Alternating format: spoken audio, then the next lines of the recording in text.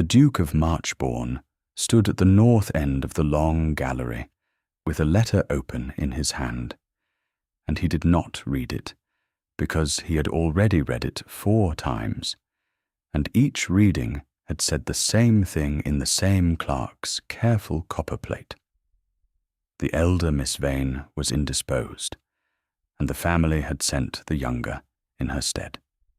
He looked instead at the woman who had climbed down from the hired chaise into the wet gravel of his courtyard, with a wooden case under one arm, held the way a soldier holds a thing he will not surrender, and who had asked the footman, before she asked anything else, whether the house had a room where the light came from the north. That was not the question a bride asked. He had folded the letter then, and come up here to be out of the way, while the housekeeper settled her. And now the afternoon was going grey at the tall windows, and he found he was still holding the paper, and still thinking about the north light. Her name was Eleanor. She was 23, and the world had measured her once, at the single ball her aunt had been persuaded to fund, and had entered the sum in its book and closed it, plain, portionless, and useful in that descending order. The elder sister was the beauty. Everyone had always known which sister was the beauty. It was the first fact anyone learned about the Vane girls, and generally the last, because there was seldom occasion to learn a second. So when the offer had come, a duke, a widower, an old obligation between 2 families that wanted discharging, a wife required more as a signature than a companion, it had gone to Charlotte, as such things did, and Charlotte, on the morning the chaise was ordered, had taken to her bed, with a headache that everyone in the house understood to be a refusal, and the aunt had come to Eleanor, where she was wrapping her tools in oilcloth, and said, without softening it, that a duke who had asked for a Vane would take the Vane that was sent, and that Eleanor might make herself useful for once, in a way that mattered. "I will go," Eleanor had said, "but I will not give up my work. That is my condition. Wherever I am, I have a table, and I have my light, and I go on with my binding. Write it into whatever is written. I will not be a wife who is only a wife." Her aunt had laughed, because she thought it did not need agreeing to. Eleanor had not laughed, because to her it was the whole of the matter, and she made the woman say the words back before she would get into the chaise. She was a binder of books, not a reader of them merely, though she read, a mender, a maker, a restorer of the ones that came apart. Her father had kept a bindery in a town 2 days south, small and good, and when the fever took him, and then the business, the tools were the one thing the creditors had not thought worth carrying off, and so the tools were what she had. She knew the smell of paste made fresh that morning, and the different smell of paste 3 days old, and beginning to turn. She knew that a book is not its words alone, but its body, the boards, the bands, the sewing that holds the whole living thing together across its spine, and that a book breaks the way a person breaks, along the joint where it has been made to bend once too often. The housekeeper who showed her up was called Mrs. Threlfall, and she had been at Marchbourne 40 years, and she looked at the wooden case and the north light question and the plain travelling dress with an expression that gave away nothing at all. "His Grace," said Mrs. Threlfall on the stairs, "does not take his meals in company. You will dine alone. I say it, so you are not waiting." "That suits me," Eleanor said. "I dislike being watched while I eat. It is the one thing I have in common with cats." Mrs. Threlfall's mouth did something that was not quite a smile, and put it away. The room they gave her looked east and would not do, and she said so, plainly, without complaint, the way she would have told a customer that a paper would not take a wash. By evening, she had been moved to a small, disused writing room off the north front, where the light came clean, and even off the wet park, and asked nothing of the day's hour.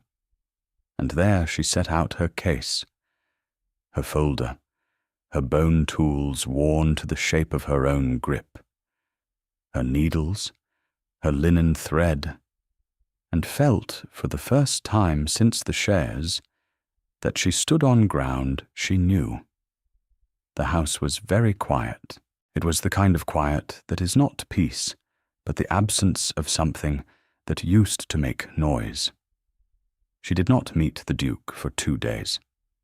She heard him, a door, a voice too low to carry, a horse brought round at an hour when only a man avoiding people would ride. But the house was large enough to keep 2 people from meeting if one of them wished it, and she understood that he wished it. She did not take it as an insult. She had been overlooked by experts, and there was a kind of freedom in it. A woman nobody is looking at can go where she likes. So she went where she liked, and what she found appalled her, and delighted the part of her that could not resist a thing that needed mending. Marchbourne had a library, and the library was dying. It ran the whole length of the west wing. 2 stories, a gallery around the upper level, reached by a spiral stair, and it held, she did not count that first day, but she began to, some 11,000 volumes, and it was killing them by neglect. The room was too damp along the outer wall, where the rain had got in above, and nobody had traced it. Books swell when they are damp, and shrink when they dry, and a book that does that season after season works itself loose the way a fence post works loose, in ground that freezes and thaws, until one day it simply falls. Whole shelves of them had fallen open at the joint. The leather was going, red-rotting to a rusty powder that came off on the hand. Nobody had opened most of them in years. Nobody had wanted to. She stood in the middle of it, with dust in her throat, and thought, "This is a wound, and I know how to dress it." She did not ask permission. That was not, she would have said, a decision she made. It was simply that a thing which needs doing, and a person who can do it, will find each other, and the owner's leave is a formality that comes after. She had the footman carry a long table to the north light room. She had Mrs.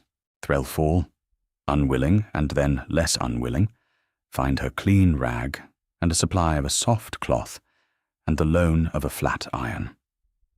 And she began, 1 book at a time, with the worst of them, to bring the dead room back. The Duke found her there on the 3rd day. He had come, he told himself, to see what the disruption was, because the house was not accustomed to disruption, and he had grown to like it that way. He stood in the doorway and watched a woman he had exchanged perhaps 40 words with take a book he recognized, his grandfather's, a folio of county maps he had not thought of in a decade, and lay it open on a cradle of folded cloth so that its broken spine was not made to bear its own weight, and begin, with a thin bone blade, to lift away the perished leather along the joint in a single unhurried motion, talking to herself, or to the book, in a low, even murmur he could not make out. "You are taking it apart," he said. She did not startle. He noted that. Most people startled. "I am taking off what is already dead," she said, without looking up. It only looks like taking apart. The board is sound. The sewing is sound. Your grandfather's binder used a good linen thread and 5 cords where a lazy man would have used 3. And that is why the book is still a book and not a handful of leaves. What has failed is the leather at the joint, here, where it flexes. I lift the old hinge, I put in a new one under the board where it will not show, and I set the old cover back down over it. When I am done, you will not see that I was here. That is the whole art of it, that you cannot see it was done. He came a little into the room. He was a tall man, and he held himself as though he were braced against something, and there was grey at his temples that was early for his age, which she put at something under 40. And who taught you this? My father. She set the bone folder down and looked at him then, straight, the way she looked at everyone, which was a thing people either liked or could not bear. He is dead. So is his trade, as a going concern. The tools outlived both. I am told you did not ask for me. I want to say that I understand it, and that I did not ask for you either, and that neither of us need pretend otherwise. I was sent, but I brought my work, and it was written down that I might keep it, and I find you have 11,000 books dying by inches in a room nobody loves. So I will earn my place here, whether or not there is any other place for me to have. That is all I came to say. You may go on ignoring me. I would almost prefer it.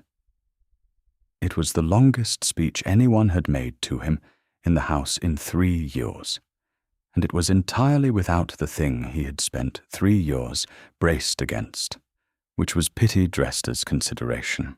He did not know what to do with its absence. He inclined his head and said something about being glad the room was of use, and went away, and stood for a long time at the north end of the gallery, with his hand flat on the cold glass, feeling that a draught had got into the house from a door he had not known was open.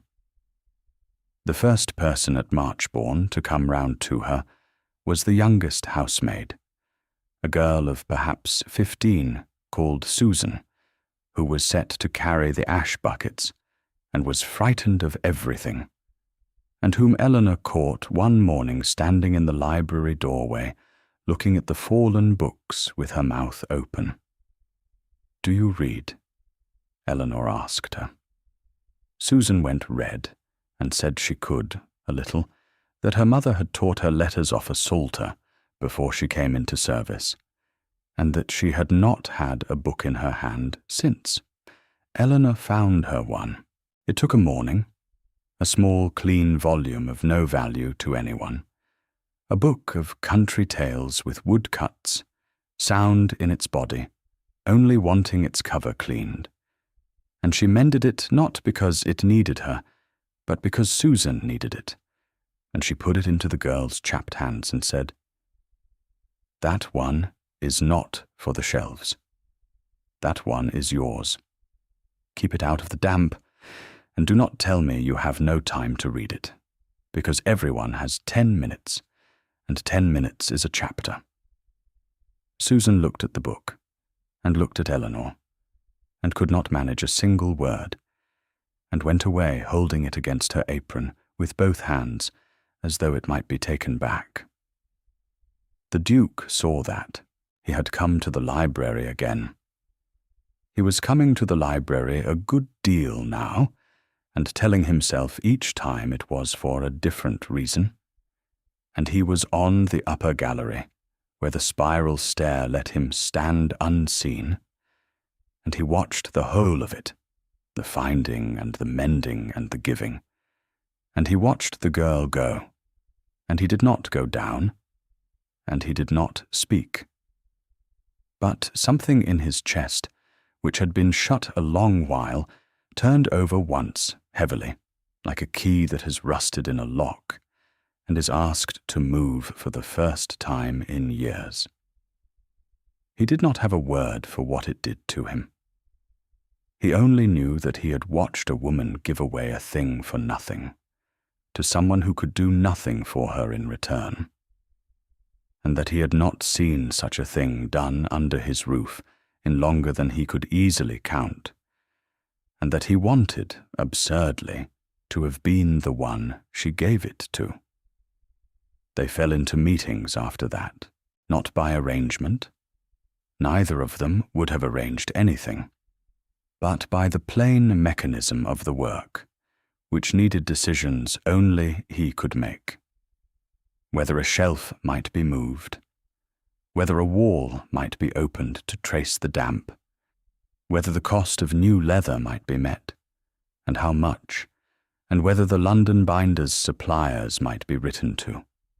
They met on the second of these to settle the matter of the wall, and it was strictly business, and she had her figures ready in a small book in her own hand, the cost of doing it against the cost of not doing it, the second larger than the first, and she set it in front of him on the long table and let the numbers argue for her. "You have written down the hour," he said, looking at the little book, for she had, in a column at the side, dated and timed each thing as she did it, the way her father had taught her, so that a book's history might be read from its own record. Every entry has the day and the hour against it. A thing you do not date is a thing you will misremember, she said. I have never yet regretted knowing exactly when a thing was done. It is the memory you can trust when your own has gone soft. My father said a bindery runs on its dates, or it does not run. I find most things do. He looked at the column of hours for longer than the matter required. My father, he said, and then stopped, as a man stops at the top of a stair. He did not mean to descend, and did not go on, and she did not push him. And after a moment he said the wall might be opened, and the meeting was over.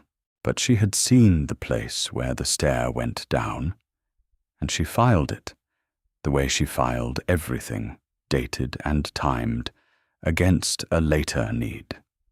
It was Mrs. Threlfall who gave her the rest of it 3 days later, in the still room, over the making of a fresh paste, because the housekeeper had discovered that Eleanor's paste was better than her own, and had come, with enormous dignity, to learn how it was done. You put the alum in while it is still hot, Eleanor said.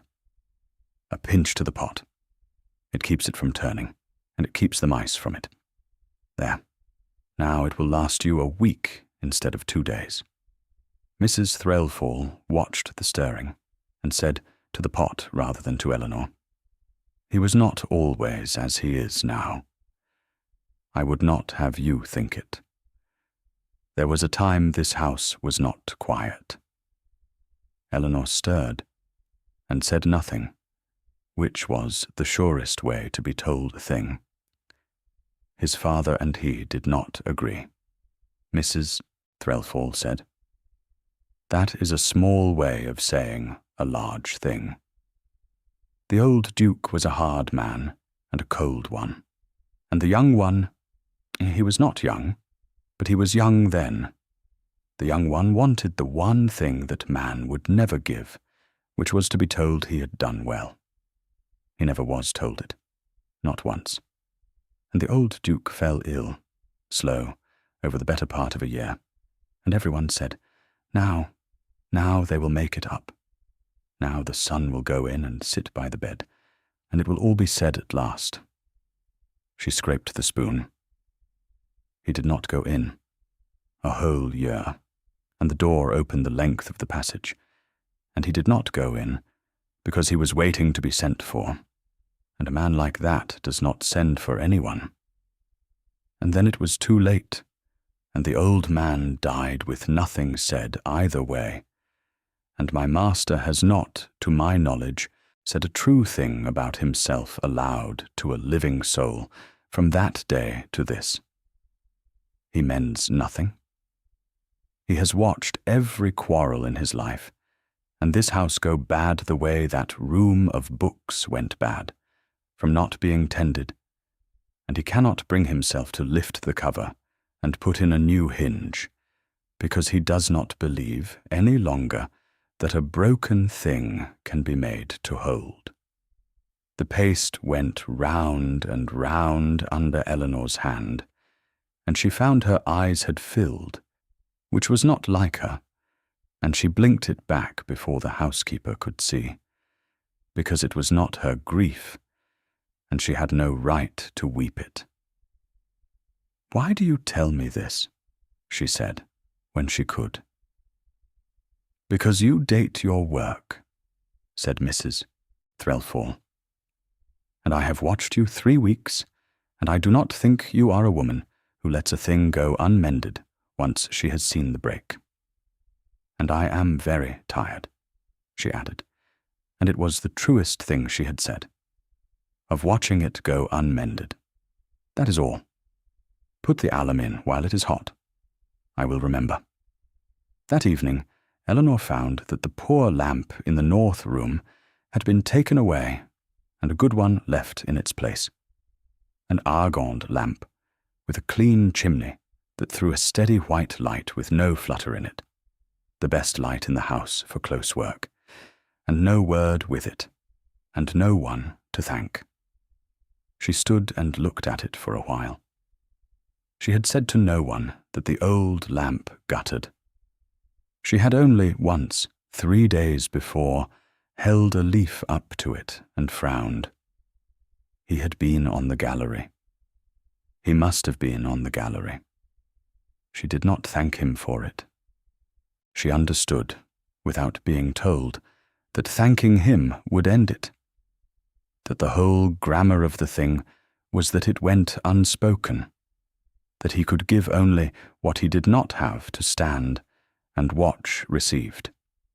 So she used the lamp, and said nothing, and when next they met over the work, she made certain he could see, without a word, how much finer the sewing went under a steady light. That was the thanks. He took it. Neither of them named it. It was the most that had passed between them yet, and it was conducted entirely in the language of a lamp. The evenings began to be the best part of the day. It happened without either of them deciding it. The work needed talking over, and the talking over could not decently be done at the dinner. She still took alone, and so it migrated of its own accord to the hour after in the north room, with the good lamp between them and the day's mended books drying in their presses along the wall. He came ostensibly to see what she had done. He stayed because the room was warm in a way that had nothing to do with the fire. "Read me the worst one," he said one evening, meaning the day's most hopeless case, and she read him not the book, but the story of its ruin, the way she could read a body of paper the way he might read a face, that it had been kept somewhere too hot, then somewhere too damp, that it had been dropped once on its foredge and stood up wet, that a child had been at it with a pen at some point 60 years ago, and been smacked for it, judging by how abruptly the scribbling stopped. "You are inventing the child," he said. "I am not. Look, the marks go so, bold, and then here, mid-stroke, they stop dead, and never begin again. A child does not stop drawing of its own accord. A child stops because a hand has come down. I did not invent the smack. I merely read it. The book remembers being smacked for. Everything remembers, if you know the joint to look along. You would have made a formidable magistrate. I would have made a very poor one. I have no interest in punishing anybody. I only want to know how a thing came to be broken, so that I can tell whether it can be made to hold. She turned a leaf. Most things can. That is the part people do not believe, and it is nearly always true. Not everything, but most things. The trick is you must not mind how long it takes, and you must not mind that when you are done, no one will see that you did anything at all. He was quiet a while. Then he said, "And if the break is old, very old, if it was let go so long that the two edges have set apart, each in its own wrong shape, and grown hard that way." She knew, the way she always knew, exactly what book they had stopped discussing. She kept her eyes on the page. "Then it is slower," she said gently, to the leaf under her hands. "And you have to soften both edges first, with damp and with patience, before either will consent to come back to the other. You cannot force a set joint. It only cracks somewhere new. But even then, most things. If someone is willing to sit with it long enough, and does not mind the time." The lamp hissed softly. Neither of them said anything for the length of 3 breaths, and neither reached to fill the silence, and neither made a joke of it. And the undefended moment sat between them on the table among the drying books, and was let to sit. Then she turned the next leaf, and told him about the child with the pen again, from the beginning, badly, and he let her, and the evening closed over the deep place, and went on warm. Are you somewhere quiet, wherever you are hearing this?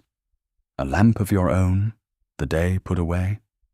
Then you know the particular warmth of a room where good work is being done, and nothing needs saying. Stay in it with them a while. The night is young, and the best of it is still to come. By the 6th week, the whole household had, one by one, and without conference, come over to her side.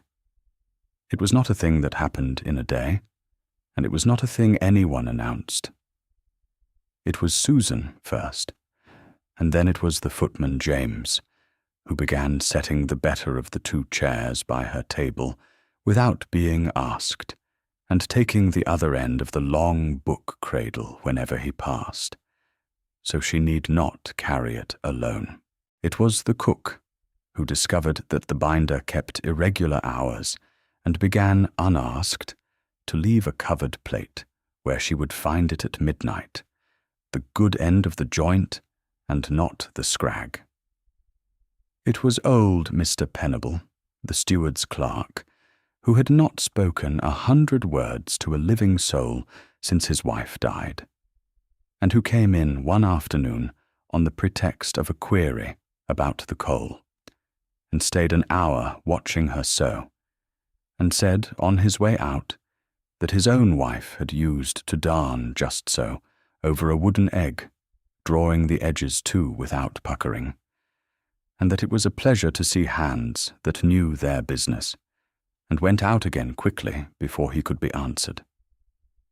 That one Eleanor kept.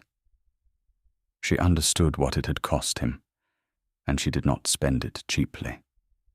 But the turning that mattered most came from the last quarter she expected, which was Mrs.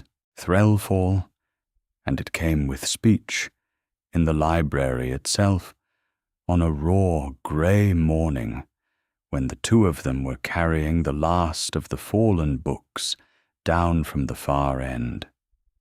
"I owe you an apology," Mrs. Threlfall said, without preamble, setting down her armful, "and I am too old to enjoy giving one, so I will give it plainly and once. When you came, I thought, here is another one who will want the house arranged around her, and I was tired before you had your bonnet off. I had you wrong. You have wanted nothing arranged around you." You have arranged yourself around the house, and mended it, and asked no one to notice. I have served this family 40 years, and I have watched clever women come through that door, who could not do what you have done with a room in 6 weeks, which is to make it want to live again. She picked her armful up. I shall not say it twice, so I hope you were attending. There. The coal is short again. I must see to it. Mrs. Threlfall, Eleanor said, and stopped her at the door. I was attending. I attend to everything. It is the only thing I am truly good at. And then, because the old woman's plain face had worked once, briefly, before she mastered it, the alum, was it better? It kept 9 days, Mrs. Threlfall said, with enormous satisfaction, and went out, and that was the whole of the reconciliation, and it held. The wall was opened the following week, and behind it they found the source of the damp, a lid gutter above, split along a seam, feeding water down inside the stone for years. And the finding of it turned into the night that changed everything, because it was found in the worst storm of the autumn, at dusk, with the water coming in faster than anyone had known, and no getting a lead worker before morning, and 11,000 books below the breach. He was there when the mason's boy came running with the news, and she was there, and there was no one else who could be got in time, and so it was the two of them, and James. And then James sent down the ladder for a fault of his own, and his ankle turning, so that below a certain hour of that long night, it was the two of them alone on the leads in the rain, with a lantern, and a roll of sheet lead, and a mallet, and the split seam running like an opened vein. She knew, as it happened, how to close a seam, because a bindery roof is a small thing a binder's daughter learns to keep herself, and there is no money to call a man for every split. And so she had done it at 10 years old, holding the lantern for her father, and at 15 with the mallet in her own hand. She showed him, there on the streaming leads in the dark, with the wind taking the words half away. She put her hands over his on the mallet, and showed him the angle. That you do not strike the lead but persuade it. That you dress it down over the seam in a long, overlapping fold called a welt, and beat it home a little at a time, cold, patient, working the metal until the two edges are one edge, and the water has nowhere left to go. They did it together, over 3 hours, soaked to the skin, hands numb, saying almost nothing. And what they said was all the work. Here, hold here. No, further along. Give me the light. And somewhere in the 3rd hour, with the rain slackening at last, and the seam going quiet under their hands, she looked up, and found him looking at her, the lantern between them throwing everything gold and streaming. And neither of them said the thing, and neither of them looked away either, for a long moment that the storm blew clean through, and then the last of the seam wanted beating home, and they turned back to it, because there was still work, and the work was a mercy, because it meant neither of them had to be the one to speak. They saved the books. Everyone. In the morning, the lead worker came and found the welt already dressed, and shook his head, and said he could not have done it neater cold, and in the dark, and asked who had. And the Duke said, "She did." And the 2 words stood in the wet courtyard, with a weight on them that the lead worker did not understand, and Eleanor did, and carried into the house like something cupped in her 2 hands. She should have known from that to be careful. She was not careful. That was the trouble with warmth. She had gone so long without it that she had no callous against it, and it got straight through to the quick, and by the 7th week she was in love with him with the whole of her steady, undramatic heart, and knew it, and told no one, and set about the business of not being a fool about it with the same method she brought to everything. It did not work. Method is no defense against that particular break. She learned what she had refused to look at squarely on an afternoon in the walled garden, where she had gone to be out of the house, because Charlotte's name had come into it. It came in by the ordinary door of gossip, 2 of the maids, not Susan, folding sheets on the far side of the yew hedge, not knowing she sat on the bench beyond it with a book she was not reading. And one of them said the elder Miss Vane was recovered and coming, that the beauty was coming after all at Christmas to see the sister settled and the house she had refused. And the other laughed and said, "And won't that be a morning? The plain one at her mending, and the pretty one come to look. And won't his grace be sorry then that he took what was sent, and not what he asked for?" They went on to other things. Eleanor sat with the unread book open on her knee, and looked at the espaliered pair on the south wall, trained flat and patient against the brick, and understood all at once and completely the true shape of the thing she was living inside.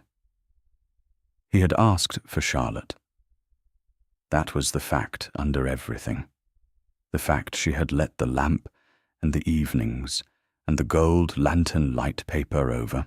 He had asked for the beautiful sister, and been sent the plain one, and being a decent man and a lonely one, he had made the best of it, and the best of it had been kind, and she had mistaken the kindness for its cousin, because she had never in her life had enough of either to tell them apart.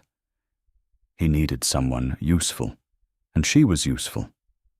He was easing a debt to 2 families, and she was the coin it was paid in.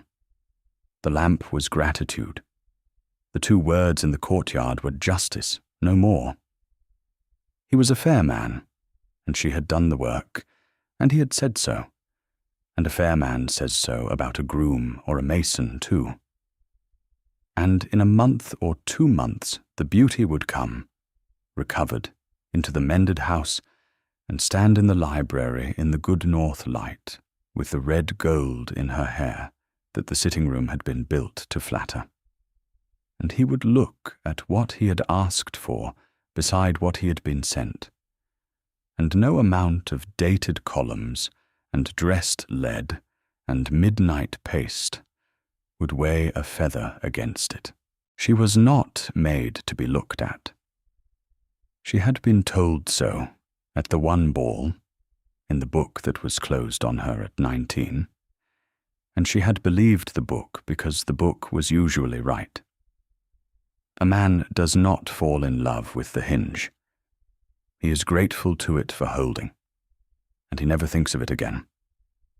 The rain had begun once more, a fine cold autumn rain that did not so much fall as hang in the air, and it beaded on the wool of her sleeve without soaking in, and she watched it gather and did not go inside.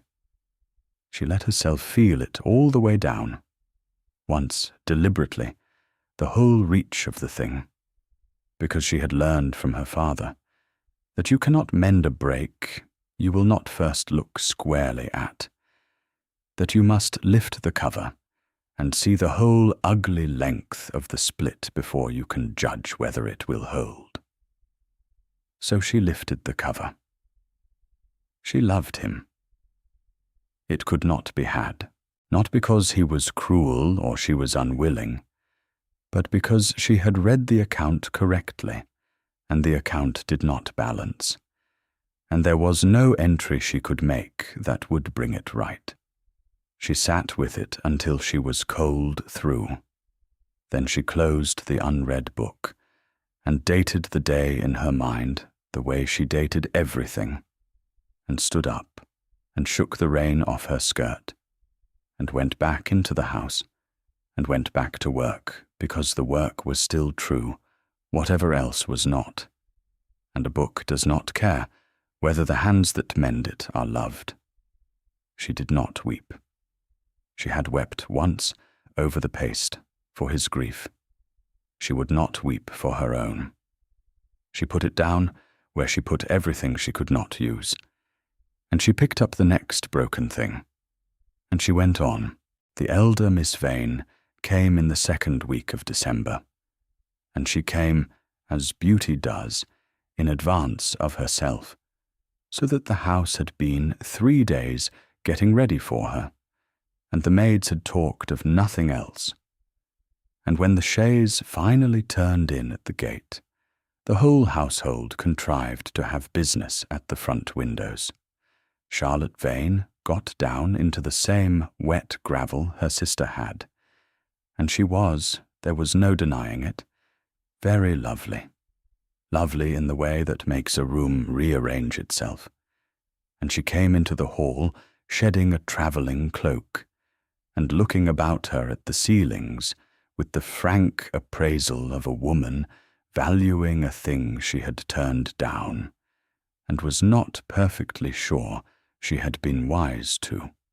Eleanor met her in the hall, with paste on her cuff, and the sisters looked at each other, and a great deal passed that the servants did not read, and Mrs. Threlfall, watching from the stairhead, read entirely. "You look well," Charlotte said, meaning, "You look the same. You look plain. Nothing here has changed you where it shows." "I am well," Eleanor said, meaning it, which took the wind a little.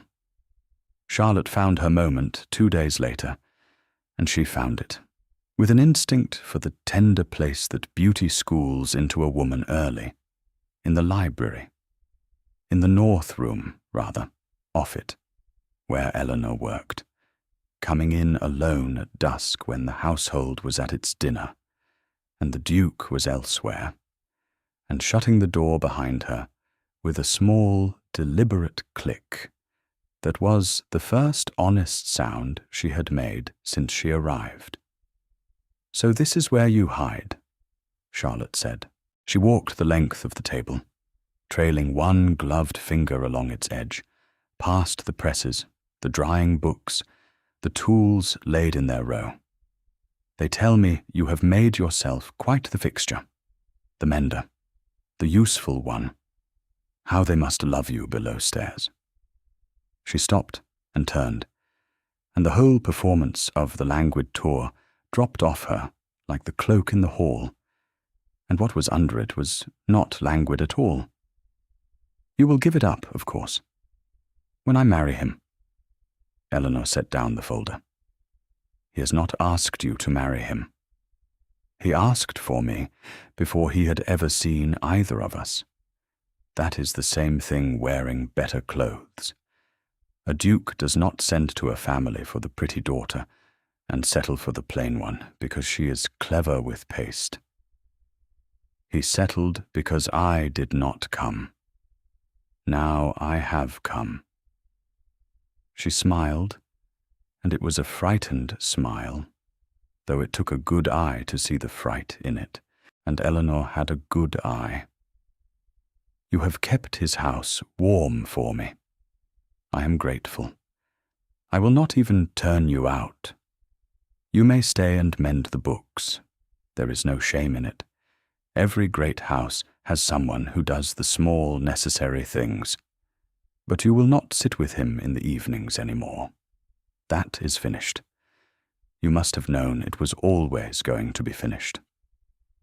It was very quietly done, and it was cruel, and the cruelty was fear the whole way down. Fear of a plain sister who had somehow, impossibly, made herself beloved in a house where beauty had expected to walk in and be adored. fear that the account Charlotte had trusted her whole life, the one where she was the prize and Eleanor was the discount, had begun somewhere to come unbalanced. Eleanor saw all of it. She had spent her life reading the histories of broken things off their surfaces, and her sister's cruelty had a history she could read at a glance, and it was not wickedness. It was terror. It was a woman who had been raised to be a thing that is chosen, discovering that a thing that is chosen can also be set down. "You are right that he asked for you," Eleanor said. "You are right that I knew.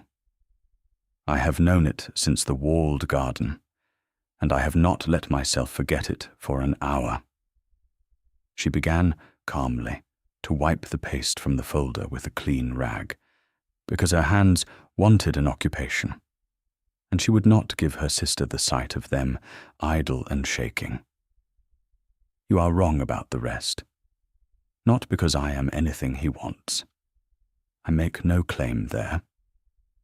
But you have come into this house thinking the danger to you is me, and it is not, and you will hurt yourself running from the wrong thing. Sit with him yourself in the evenings, if you can. Read him the worst book on the shelf. I hope you can. I mean that with no edge on it at all. I hope you can, because he has been alone a long time, in a way you have not troubled to ask about, and if you can reach it, you should. But do not come in here to frighten me out of a chair, Charlotte. I have already lost everything once. There is a great freedom in it. You cannot take from me a thing I have already survived losing." Charlotte stood with her gloved hand still on the table's edge, and for a moment her lovely face was unguarded and very young, and she looked as though she might say a true thing. Then the door was there behind her, and the safety of it, and she chose the door.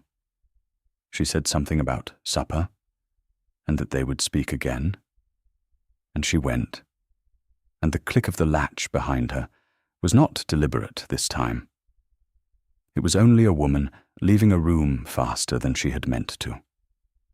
Eleanor put the folder down and found her legs would not quite hold her, and sat and did not cry, and after a while took up the next book, because it was there, and it was broken, and she was not. The house understood before she did that a thing had changed, and the thing that had changed was that the Duke had heard, not the scene in the north room. He had not overheard that, and Eleanor would have died before telling him of it. What he had heard over the following fortnight was the household, the whole slow accumulated verdict of a house that had watched 2 women for a season, and come, one servant at a time, to a settled opinion it had never been asked for, and could not any longer keep to itself. He heard it from James, who said, mending the library fire, that the Leeds had held through every storm since October, and would he care to know who dressed the seam? He heard it from the cook, by way of a covered plate, and a remark about who in this house worked past midnight, and who lay abed till noon. He heard it at last, and most plainly, from Mrs. Threlfall, who came to him in his own study, which she had not done uninvited in 11 years, and stood in front of his desk with her hands folded, and told him, without being asked, exactly what she thought, and finished by saying that she had served the family 40 years, and would say the thing once, and then never again, that he had sent for a picture and been given a person, and that a man who could not tell the difference did not deserve either, but that she had watched him these 3 months, and did not believe, in the end, that he was that man. He did not answer her.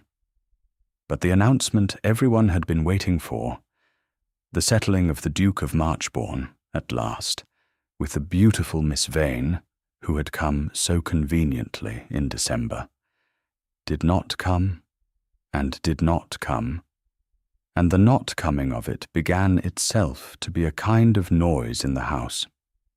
Then, 4 days before Christmas, it came to a head, and it came to a head in company, which was the one thing that made it a reckoning, and not a private word, because in company it could not be taken back.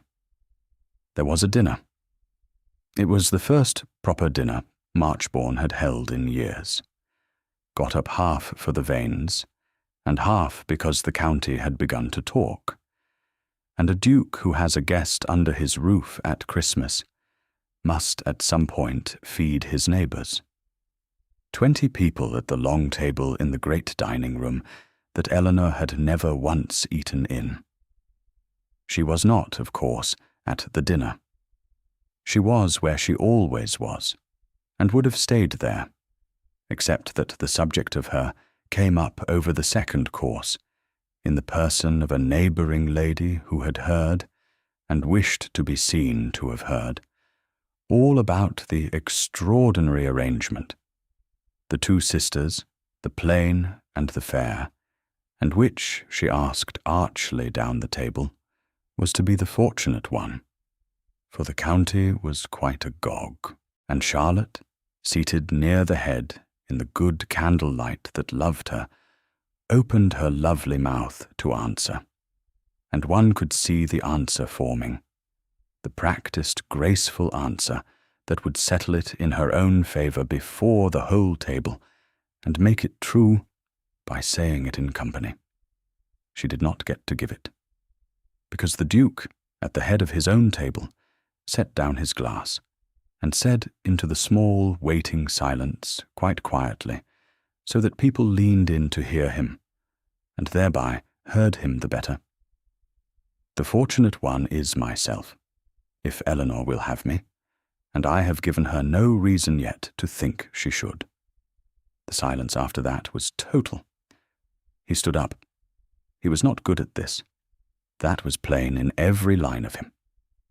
He was a man who had not said a true thing about his own heart aloud to anyone in a decade, and he was doing it now in front of 20 people because he had understood, at last, and too slowly, that it had to be done where it had been doubted.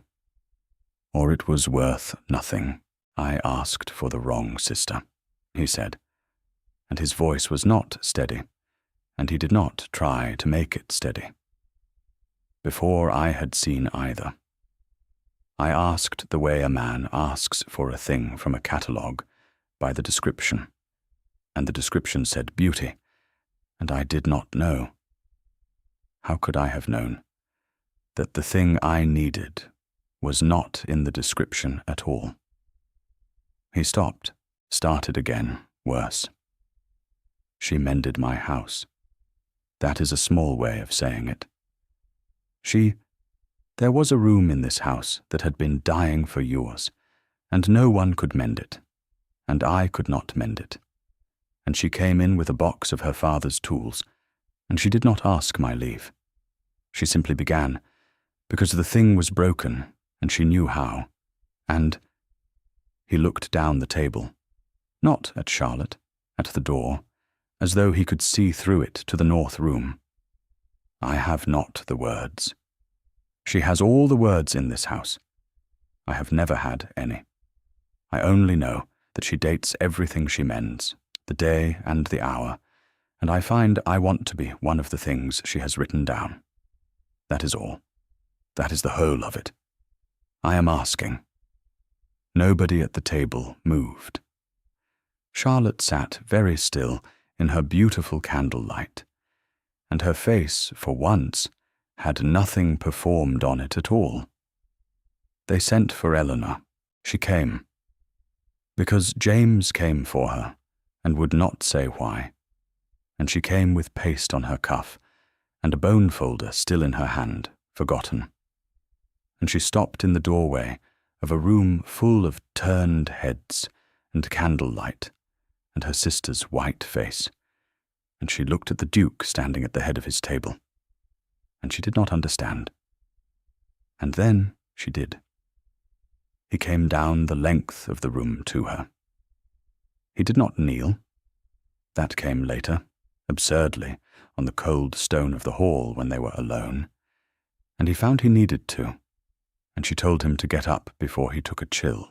In front of the 20, he only came to her, and stopped an arm's length off, and said, low, for her, and not for them, though they all strained to hear it, and mostly did. I asked for the wrong sister. Everyone in this room knows it. I am asking now for the right one, in front of them, so that no one can say I did it quietly, or that I might unsay it. You told me the first day that you did not ask for me, and I did not ask for you, and neither of us need pretend. I need to pretend no longer. I did not ask for you. I know now that I should have.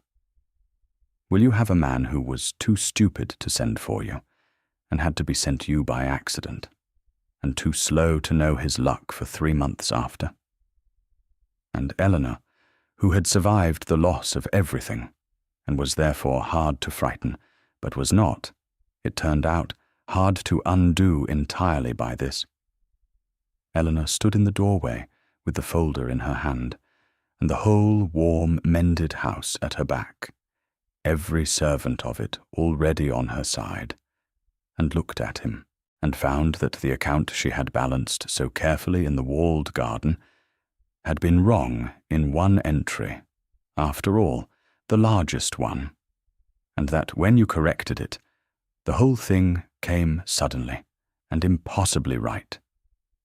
You put the alum in while it is hot, she said, which made no sense to anyone in the room but Mrs.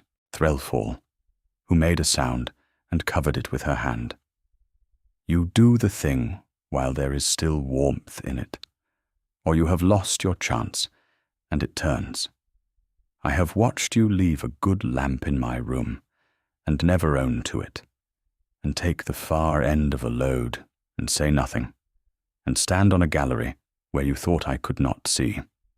And I had decided you were being kind. I told myself kindness because I did not dare tell myself anything larger. I am not clever after all, it seems, about the only account that mattered. She set the folder down on the nearest surface, which happened to be the sideboard, with great care, as though it were the important thing in the room. Yes. Of course, yes. I have been saying yes with a lamp for a month. You slow, dear, silent man. You need only have asked. That should be the end, and nearly is, but a house does not settle all at once, and there are 3 or 4 people whose settling is worth the telling. Charlotte left the morning after Christmas. There was no scene. She came to the north room before her chaise was brought, alone, and stood in the doorway where she had stood to be cruel. And this time she did not come in. You were right, she said, that the danger to me was not you. I have not worked out yet what it was. I may be some time about it. And Eleanor said that she hoped not too long, and meant it, and the sisters did not embrace, because they were not that kind of sisters, and never would be. But Charlotte took at the door a small book from the table, a mended one, of no value, a book of country tales like Susan's, and said, might she? And Eleanor said, keep it out of the damp, and that was the whole of their peace, and it was more than they had ever had, and it held. Mrs. Threlfall stayed, and taught the new Duchess the whole running of the house through a hard winter, and pronounced, in the spring, that the paste with the alum in it was the single most useful thing to enter Marchbourne in 40 years, which from her was a coronation, Susan learned her letters proper off the mended books, and rose, in time, to have the care of the whole library, 11,000 volumes, and not one of them damp. And the old clerk Penable came that first Christmas night, and stood a while in the doorway of the north room watching the binder work by the good lamp, and said his wife had darned just so, over a wooden egg, and this time did not hurry away before he could be answered, but stayed, and was given the second chair, and talked until the fire went low about a woman 30 years dead, whom no one else in the house remembered, and went up to bed lighter than he had come down. The library did not die. That was the thing, in the end, that the whole house turned on and never quite said. A room the length of a wing had been going bad for years, book by book, from not being tended, because the man who owned it had stopped believing a broken thing could be brought back, and so had not been able to bear to try. And a plain woman with her father's tools had walked in uninvited and lifted the covers one at a time and put in the new hinges where they would not show. And now you could not tell, running your eye along those shelves in the clean north light, that anything there had ever been broken at all. That is the whole art of it, that you cannot see it was done. So here is the question I leave you with. Wherever you are sitting with the lamp low, what in your own house has been going quietly bad from not being tended along the joint where it bends? And would it hold, do you think, if someone only had the patience to soften both edges and put in a new hinge under the cover, where it will not show? Come back and sit with me again, and we will find another house that learned how. Sleep warm.